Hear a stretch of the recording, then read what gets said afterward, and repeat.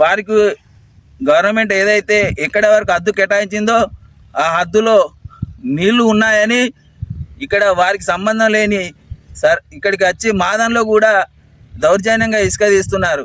కావున దయచేసి దీనిపైన కూడా కలెక్టర్ గారు దృష్టి సారించాలని మనవి చేస్తున్నాం. మానేరులో ఇసుక మాఫియా విధ్వంసం, ఈ మానేరు పరివాహక ప్రాంతమైన రైతులైన మేము ఇక్కడ లక్షలు పెట్టుకొని జీవనోపాధి కొరకై, సాగునీరు కొరకై బావులు పోసుకోవడం జరిగింది.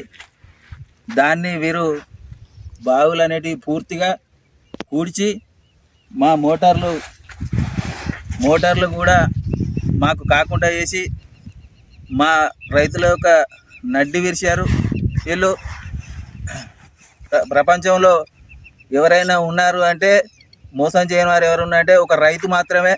అలాంటి రైతుల పైననే ఈ మాఫియా, కరుడు కట్టిన మాఫియా కక్ష కట్టి కనీసం కనికరం లేకుండా ఇక్కడున్న బావులను రైతులకు సంబంధించింది కదా అని దాని కడమ తీసుకుంటామని కనికరం లేకుండా మొత్తం బావులను డ్యామేజ్ చేసి బావిల్లో ఉన్న మోటార్లను కూడా మాకు కాకుండా ఎత్తుకపోయిన సందర్భాలు ఈ పరివాహక ప్రాంతంలో ఈ మాఫియా నడిపిస్తూ ఉన్నది.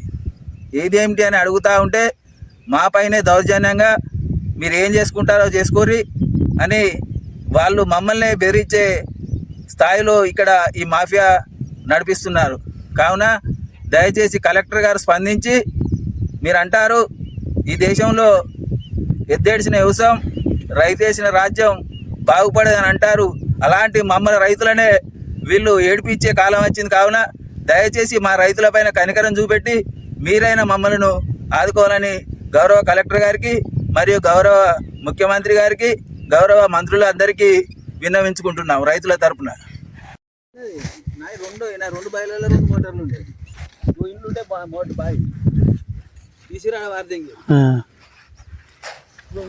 ఇంకోటి ఇక్కడ పైపు కూడా పైపు అదే వీళ్ళు ఎనిమిది ఇట్లా కాకుంటున్నాయి.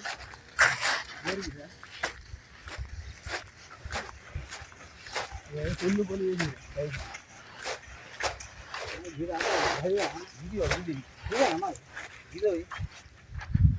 అవుతుందో వాళ్ళది నాకు సిమెంట్ వెళ్ళిందంటే ఎందుకు అడిగాను. అరే బొచ్చుడు బాబు మీరు ఎంత ఎత్తుండే.